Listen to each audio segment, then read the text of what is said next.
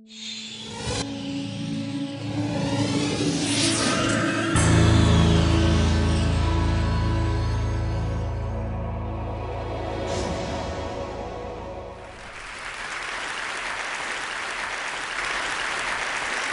afternoon, good evening, whatever.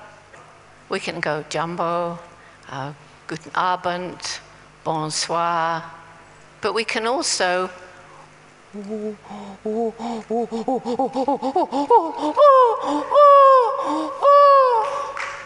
that is the call that chimpanzees make before they go to sleep in the evening. You hear it going from one side of the valley to the other, from one group of nests to the next. And I want to pick up with my talk this evening from where Zerai left off yesterday. He was talking about this amazing 3-year-old Australopithecine child, Salam. And we've also been hearing about the history, the family tree of mankind through DNA genetic profiling. And it was a paleontologist, the late Louis Leakey, who actually set me on the path for studying chimpanzees. And it was pretty extraordinary way back then. It's kind of commonplace now, but his argument was because he'd been searching for the fossilized remains of early humans in Africa, and you can tell an awful lot about what those beings looked like from the fossils, from the shape of the muscle attachments, something about the way they lived from the various artifacts found with them, but what about how they behaved? That's what he wanted to know. And of course, behavior doesn't fossilize. He argued, and now it's a fairly common theory, that if we found behavior patterns similar or the same in our closest living relatives, the great apes, and humans today, then maybe those behaviors were present in the ape-like, human-like ancestor some 7 million years ago, and therefore perhaps we had brought those characteristics with us from that ancient past. Well, if you look in textbooks today that deal with human evolution, you very often find people speculating about how early humans may have behaved based on the behavior of chimpanzees. They are more like us than any other living creature, and we've heard about that during this TED conference. So it remains for me to comment on the ways in which chimpanzees are so like us in certain aspects of their behavior. Every chimpanzee has his or her own personality. Of course, I gave them names. They can live to be 60 years or more, although we think most of them probably don't make it to 60 in the wild. Mr. Wurzel. The female has her first baby when she's 11 or 12.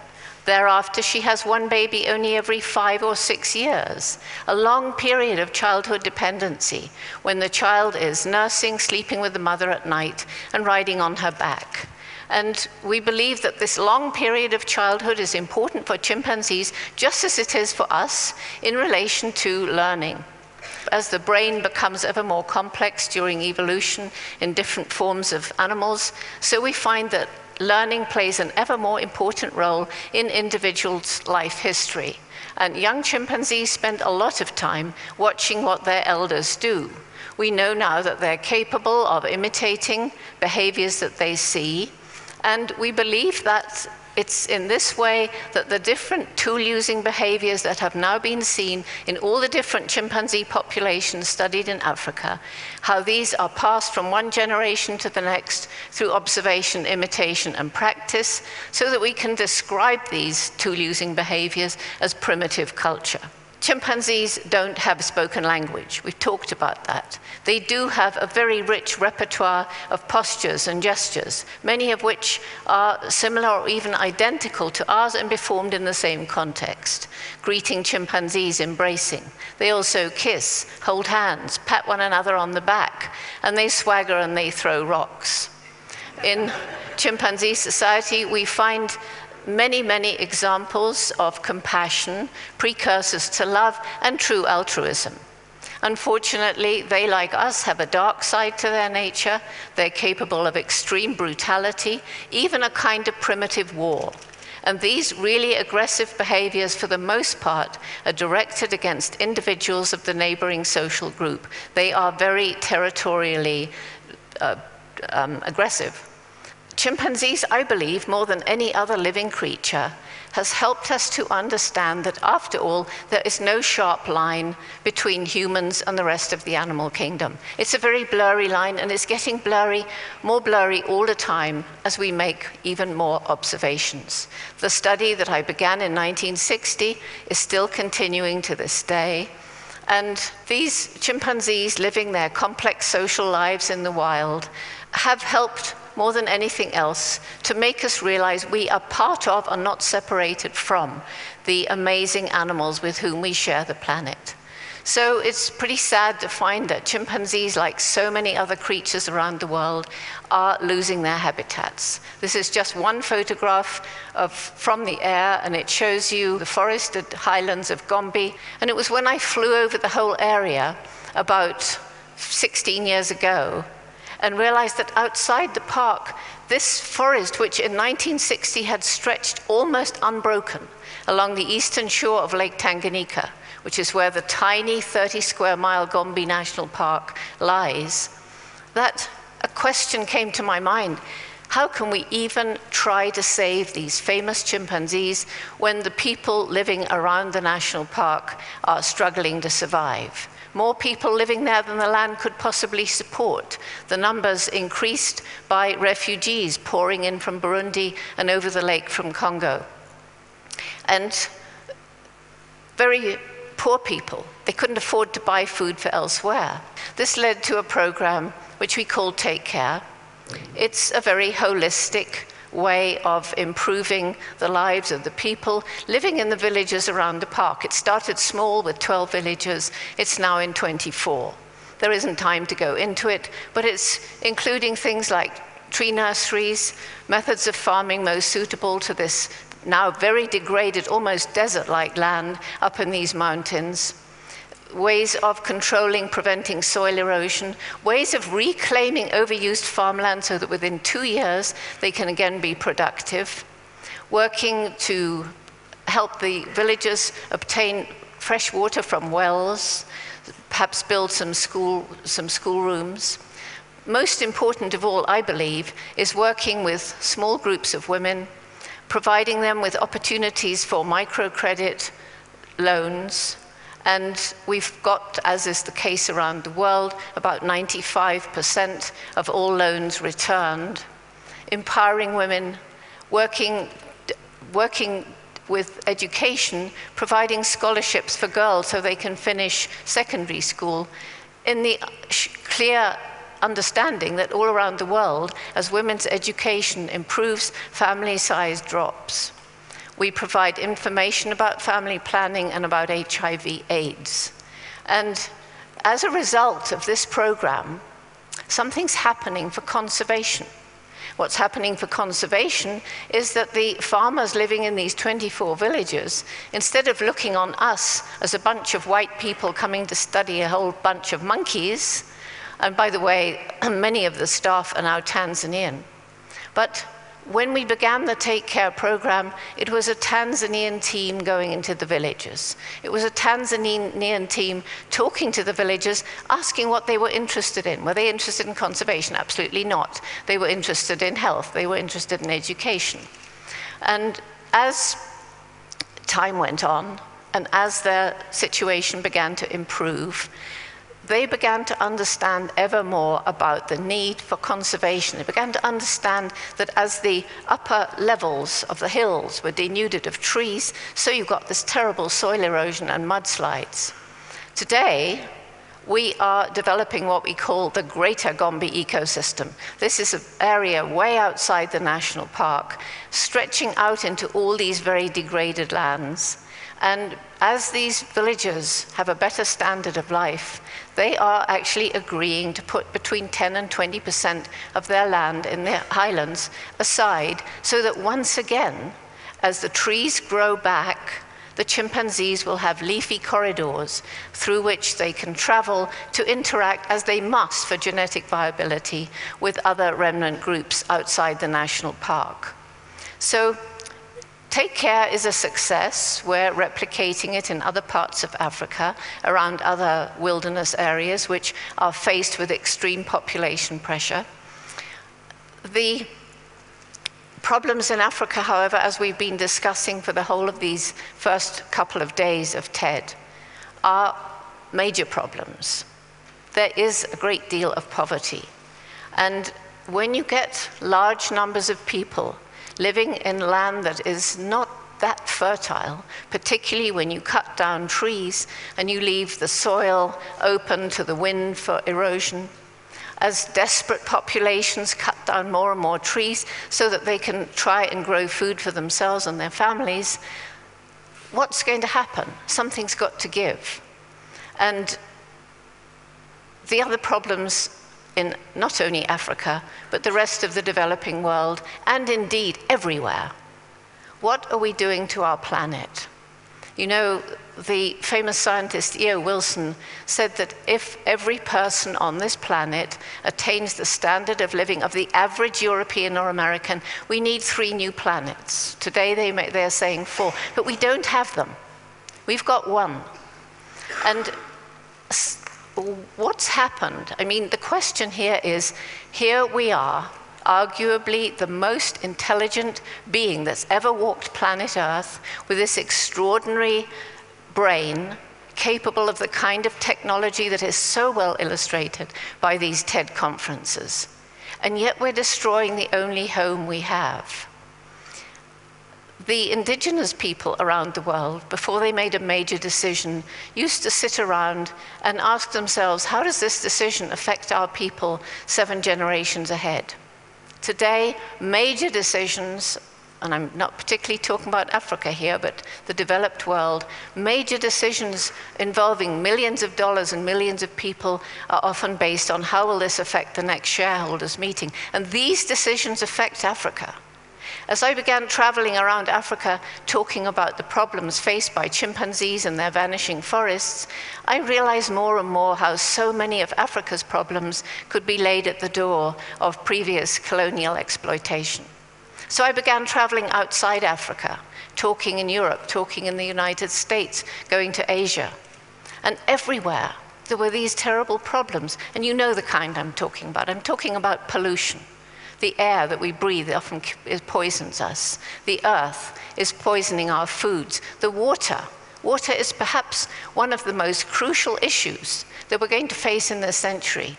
And everywhere, water is being polluted by agricultural, industrial, and household chemicals that still are being sprayed around the world, seemingly with the inability to profit from past experience.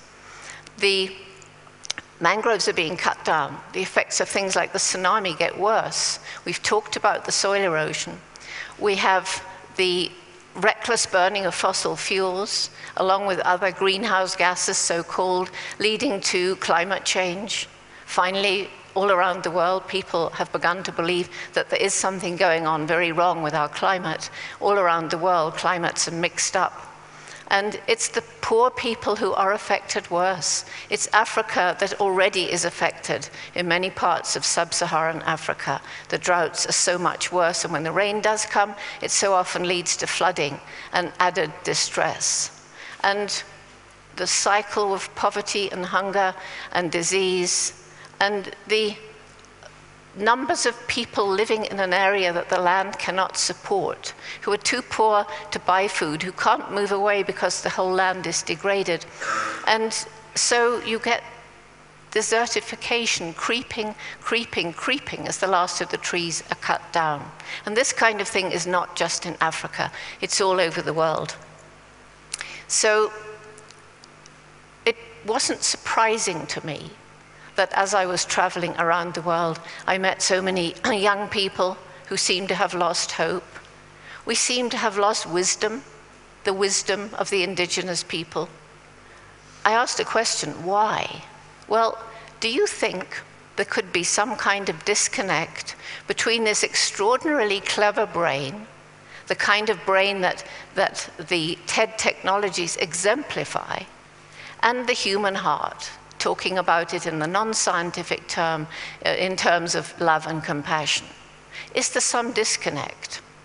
And these young people, when I talk to them, basically they were either depressed or apathetic or bitter and angry, and they said more or less the same thing. We feel this way because we feel you've compromised our future, and there's nothing we can do about it.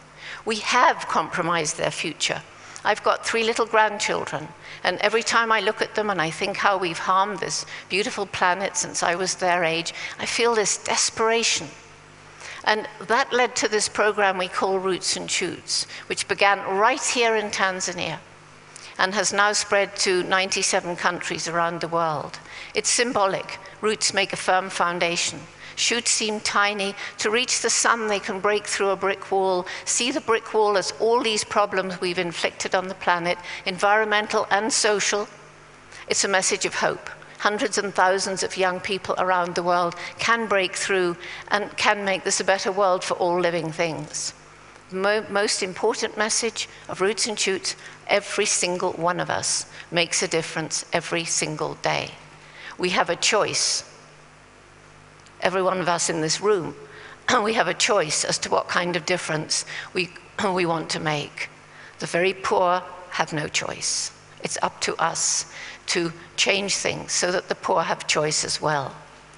The Roots and Shoots groups all choose 3 projects.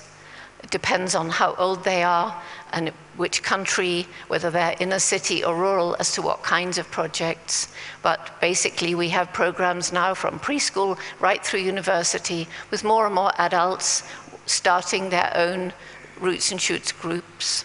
And every group chooses between them 3 different kinds of project to make this a better world, recognizing that all these different problems are interconnected and impinge on each other. So one of their projects will be to help their own human community. And then, if they're able, they may raise money to help communities in other parts of the world. One of their projects will be to help animals, not just wildlife, domestic animals as well. And one of their projects will be to help the environment that we all share. And woven throughout all of this is a message of learning to live in peace and harmony within ourselves, in our families, in our communities, between nations, between cultures, between religions, and between us and the natural world. We need the natural world. We cannot go on destroying it at the rate we are. We do not have more than this one planet.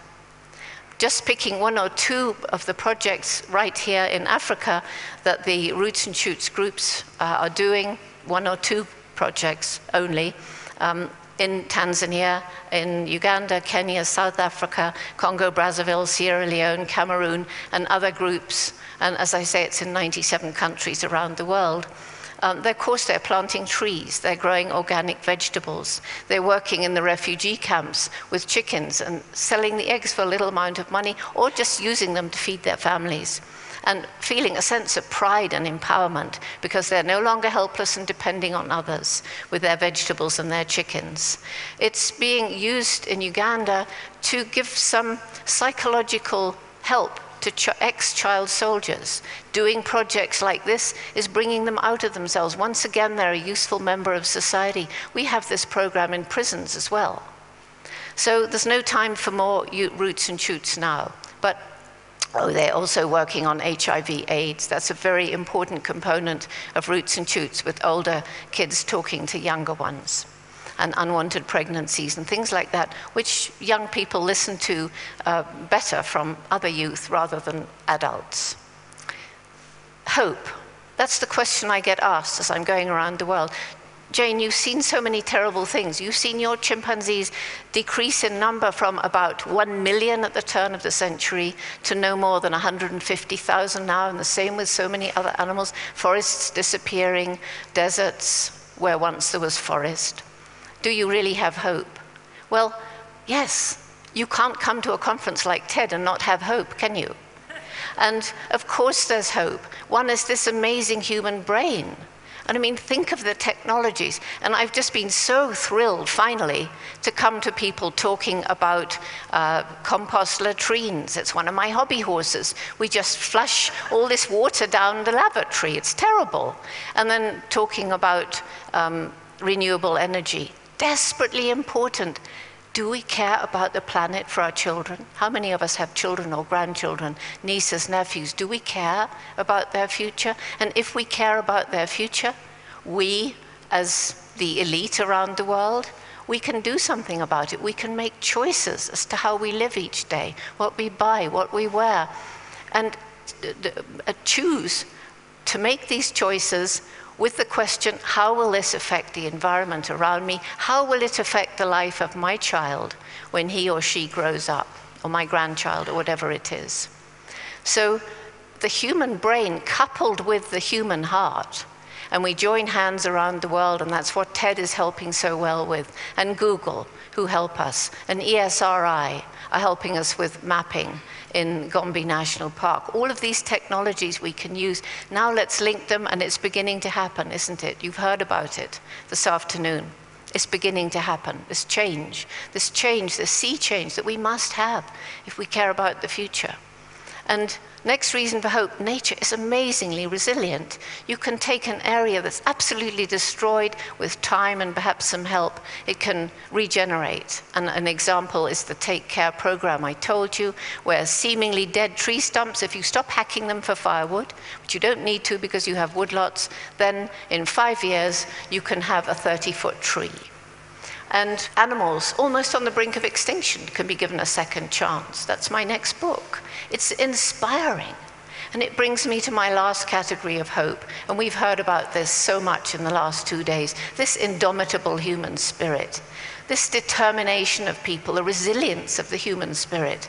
So that people who you would think would be battered by poverty or disease or whatever, can pull themselves up out of it, sometimes with a helping hand, and take their part in society and take their part in changing the world.